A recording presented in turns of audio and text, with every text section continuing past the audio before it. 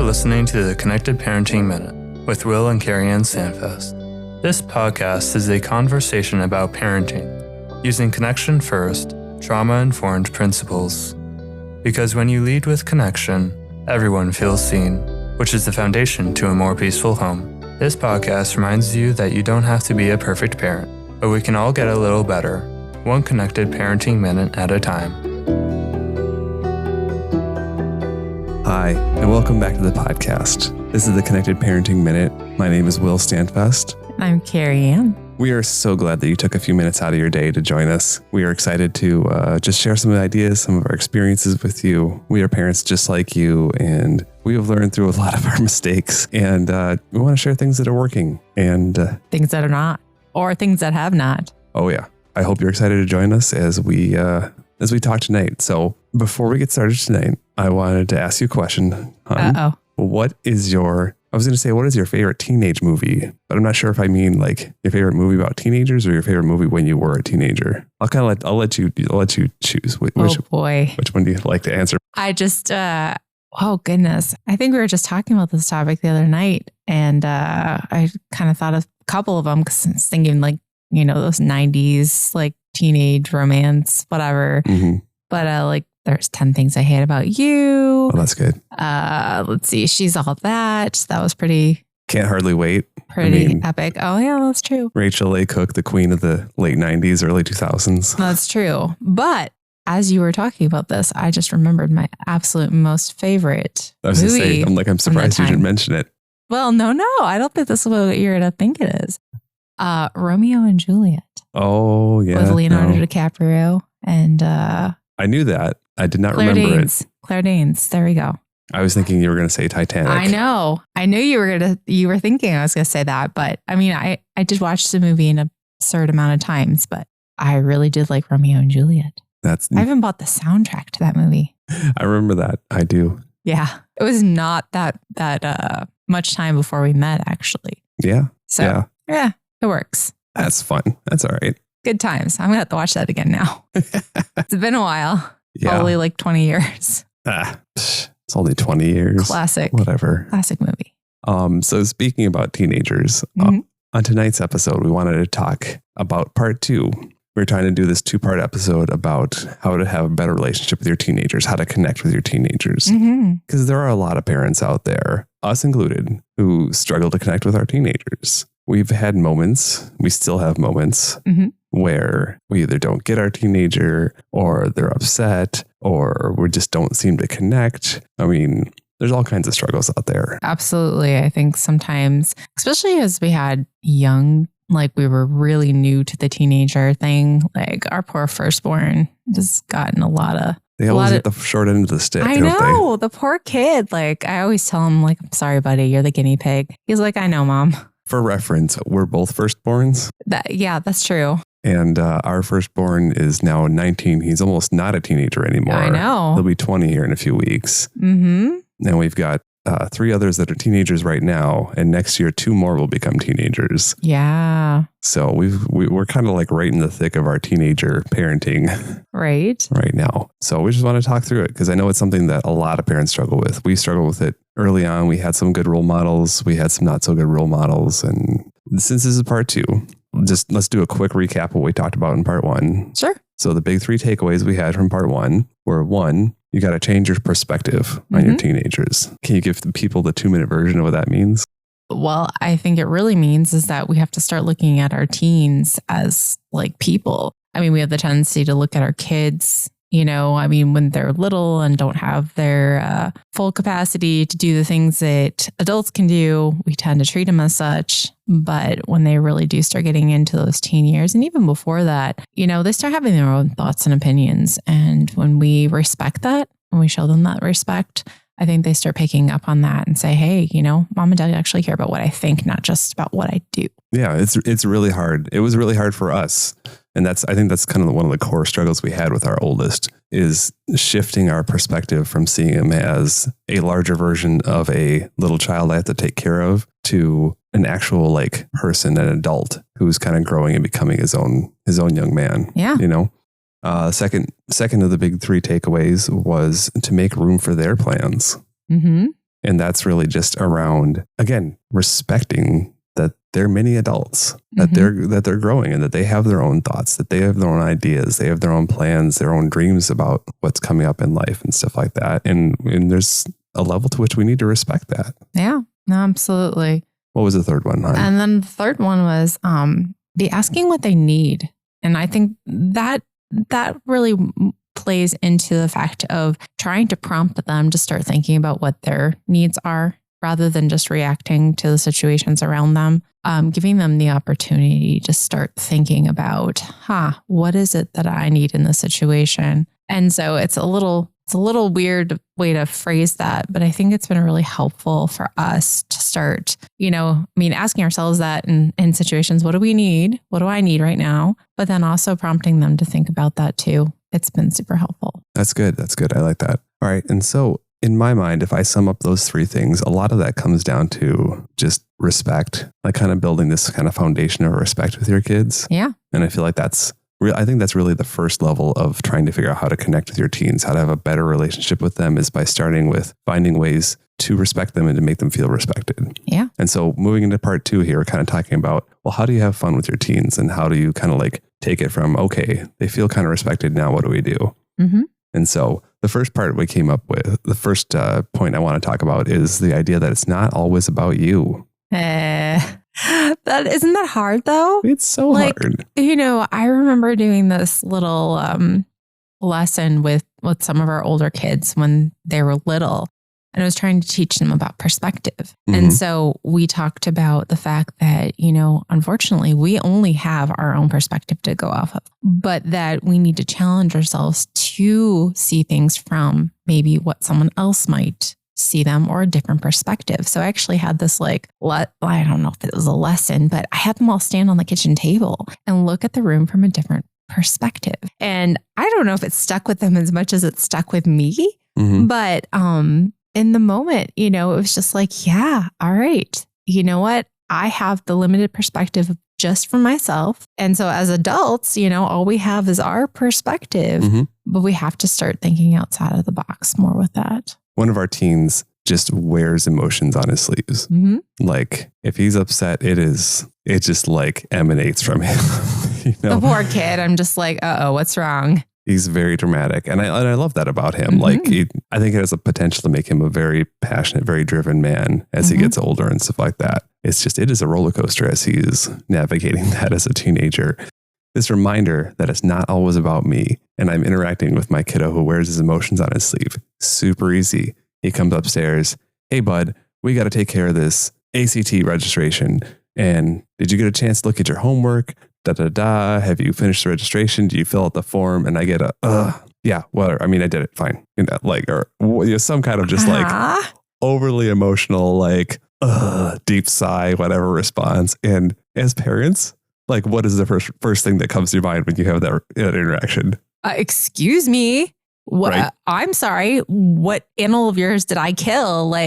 Because again, I see it as, hello, you're being super rude in this moment. And I didn't do anything. I'm literally just trying to take care of the stuff that, we had talked about before and check in with you. And now, you're shooting daggers at me. Yeah. And that's the first place I go to. I get super frustrated. I feel super disrespected. And there's a level of that is warranted of feeling disrespected and all that. But we're the adults in that situation. Mm-hmm. And so we have the choice to react differently. Mm-hmm. We can choose to say, okay, let's give this a minute. And the thing we've learned, and this is from this kid, I think he's highlighted it the most for me, is we just okay, we just kind of, he'll give us did you fill out that form? Yes. Okay. Come back to, and then if we revisit it with him later, 9 times out of 10, I get a story. Oh yeah. Sorry, Dad. I didn't mean to be so rude earlier.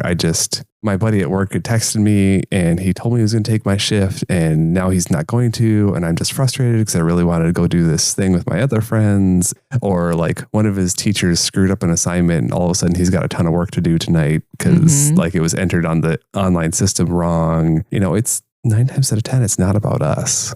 And he knows he was disrespectful.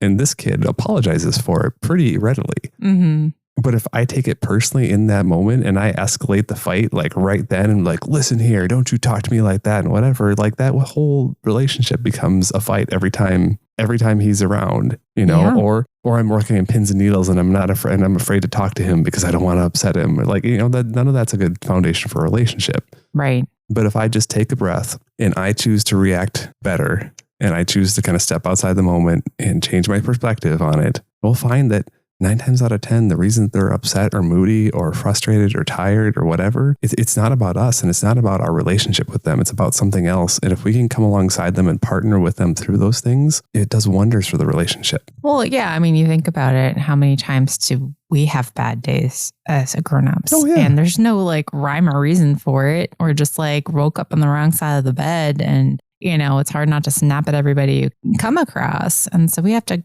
grant them the same graces. It just might be a little bit more frequent at this particular juncture in their lives. But they're not adults. Yeah.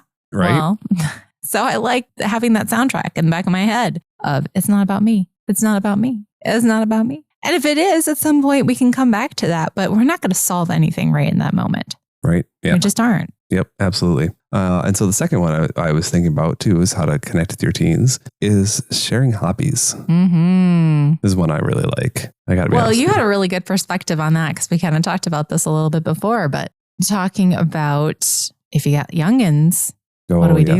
If you got young ones, this is your ideal opportunity to have teenagers you enjoy is share your hobbies with them when they're little.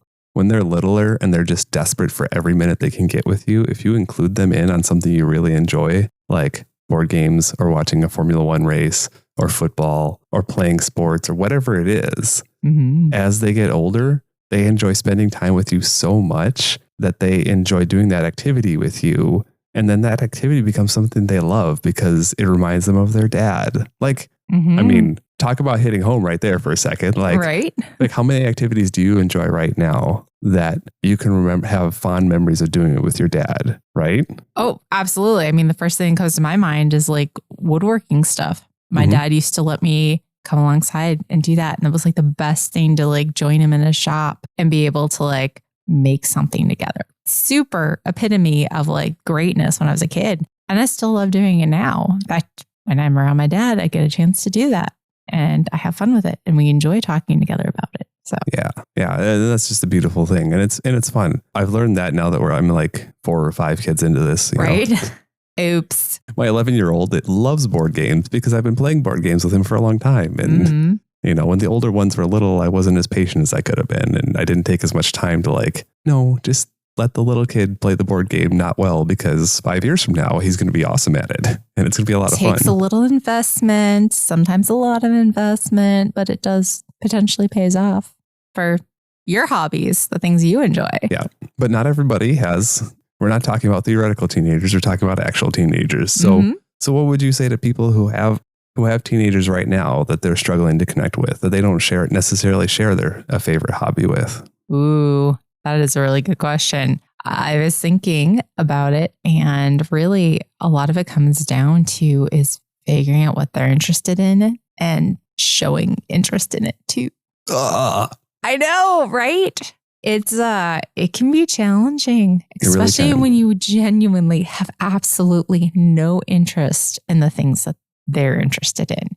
Oh, that is tough. It is. We have more than one of those. Our teenagers have hobbies, and shockingly, we're not interested in all of them. Exactly. But we are genuinely deeply interested in them. Yep. And so sometimes that means doing something that you don't enjoy quite as much in the interest of showing them that you care about what they care about. Sometimes that just means asking really good questions and being genuinely curious about what it is that they find so fascinating or why they find it interesting. So it comes down to asking good questions and maybe even rewarding yourself after. Like, as awful as that sounds, but sometimes that's real though. That's real. I'm like, oh, well, if we sit and I ask these really good questions about this thing that is just absolutely not on my radar whatsoever, then I'm going to go take a nice bubble bath or do something, have a piece of chocolate or whatever it is. Or cookie dough. There you go.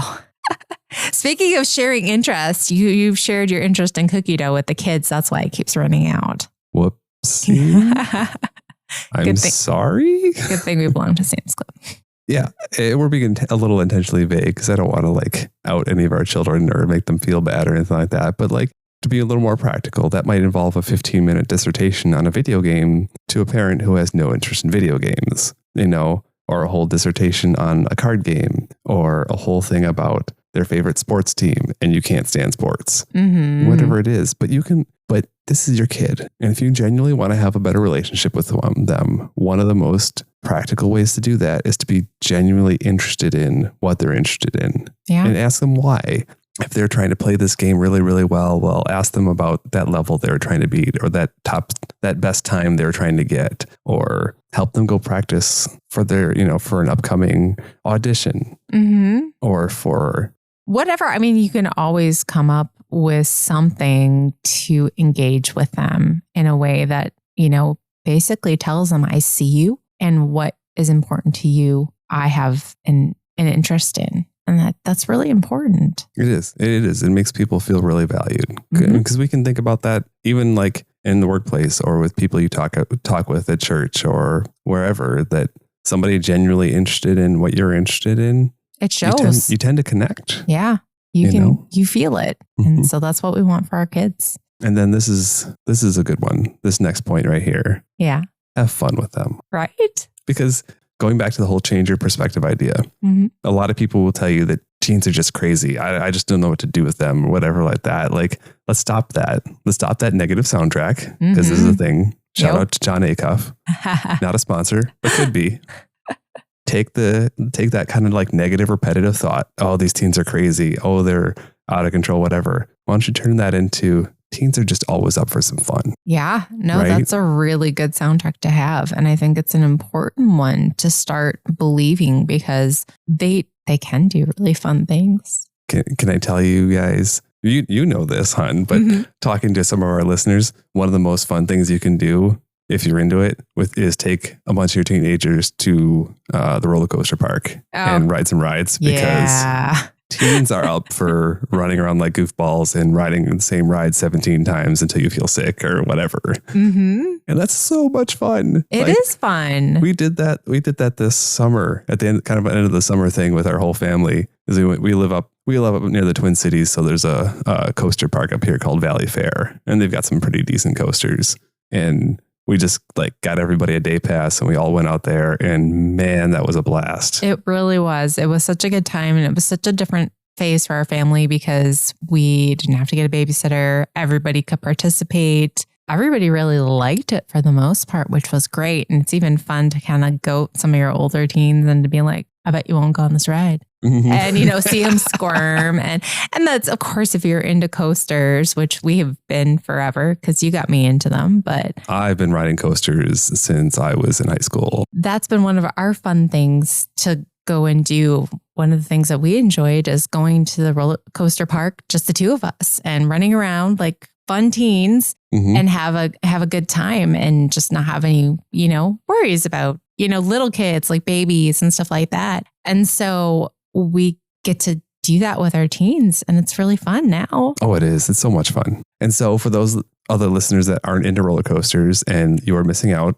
let me tell you, it's so much fun. There's also like movies. Lots of teens are into movies. Maybe they're into music. Go to a concert with your teenager. Yep. Let me tell you, if you can find a band you and your teenager can both stand, that's a lot of fun too. Well, and I think it's important to point out too, is that, you have your music. Hopefully you've been sharing with your kids for a long time. Yeah. But they probably have music and taking interest in that. Ooh, that's dangerous. I know. It can be tricky. I like my familiar music and the memories it brings back, but new music is important too, because to them, this is, that music is important. So yeah, for sure. All right. Sports. Again, couple tickets to a baseball game or a basketball game. Good food. Like, do you have a kid that's a foodie? I mean, that doesn't do it for me, but there's plenty of people out there that are really into that. Yeah. I mean, cooking together. If they're interested in it, by all means, A, life skill. B, you don't have to make dinner as much. That's absolutely awesome. Here's the hard one for a lot of parents: video games. Mm-hmm. There are a lot of teenagers out there that like video games. And if you can plug your nose and not plug your nose, but if you can find a game that you can engage with and enjoy with your teenager, if you can genuinely find a game that you genuinely can enjoy, you don't have to play it every day or play it for hours or whatever like that, but you're not as into video games as I am. No. But you still enjoy a couple of good rounds of Mario Kart. Yes, that's true. I can do Mario Kart or some sort of Mario game that just it's fun. It's fun. And they really get a kick out of it. They enjoy it. They're like, whoa, mom can play Mario. Right. And I'm into video games a bit more. I don't like play them obsessively, but I've got a brand new PlayStation and it's fun.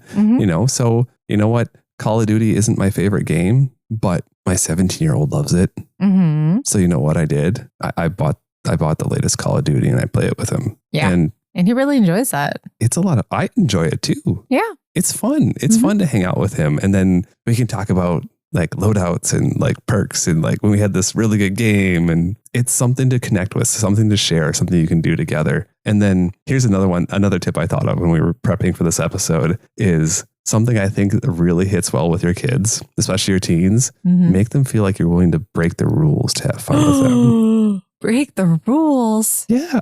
How many times? I bet you most of our listeners, you and me included, can think of a time when our mom or dad took us out to go do something that was kind of against the rules. Mm-hmm.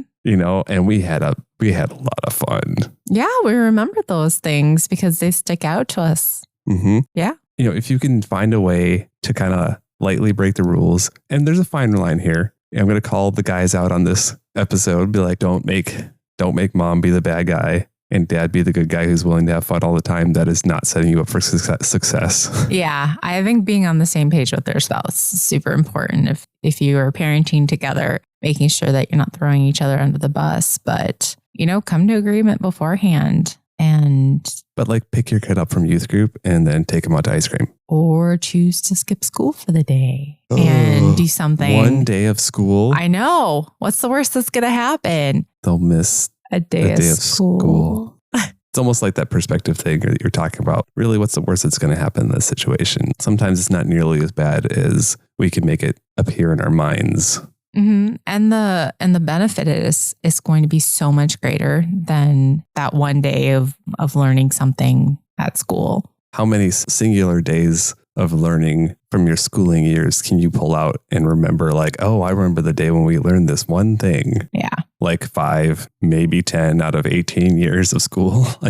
But you can remember the one time you and your dad skipped out and went to go see a movie or got some ice cream late at night. Or I grew up near the Detroit area, and when the Pistons were like winning championships and the Red Wings were winning championships and all that, I got to stay up till like midnight one time and the Pistons won the world championship. Nice. It was a school night, but it was awesome. And I remember it now being in my 40s. Mm-hmm. Those kind of things stick with kids and they make them feel very valued. And they're like, wow, dad did this thing just to hang out with me or to have fun with me. Well, it builds my parents on my team. They're rooting for me. We're like in this together. And so building that camaraderie, I think is really important in little ways that you can find to do that. Yeah, absolutely. And I think those are some really good suggestions. So let's run back through them really quick. Mm-hmm. What are the big 3 takeaways we want parents to hear from this episode? All right. So number 1 is it's not always about you. Yep. If you got a moody teenager and you get a moody response, you got to be the adult. You got to take a deep breath, step back, and just say that to yourself. It's not about me in this moment. Yes, absolutely. Number 2, share hobbies with your kid. Either share your hobbies as they're growing up or share in their hobbies, what they're interested in. Show some genuine interest and genuinely engage with them around the things they care about. Mm-hmm. Number 3, have fun. Because teenagers are fun. They are. Teenagers aren't crazy and out of control. They're kids that are always up for a good time. Yeah. Rewriting that soundtrack's important because it will really build a better rapport with our teens. Yeah. And that's an idea that really has stuck with me personally too, is that idea of soundtracks, these repetitive thoughts, being able to have positive ones that are either aspirational things you want to believe about yourself or your teenagers, or things that you know you believe that you want to remember more often. That's a really important concept that I think I want to keep sharing with people. Yeah. And it's about being self-reflective and being like, well, why do I believe that teens are tricky or difficult or whatever it is? Like looking at that and saying, I didn't realize I actually believe that, because it creeps out the things that we believe we act on. Yeah, for sure. Well, thank you so much for taking a few minutes out of your day to spend time with us. I pray that it's blessed you. I pray that it's encouraged you. I pray that you've taken a few things away.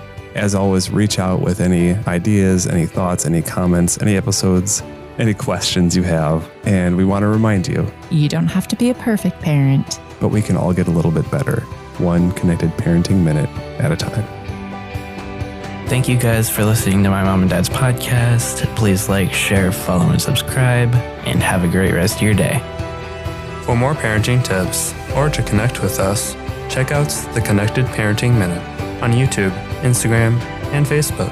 Or you can send us an email using connectedparentingminute@gmail.com.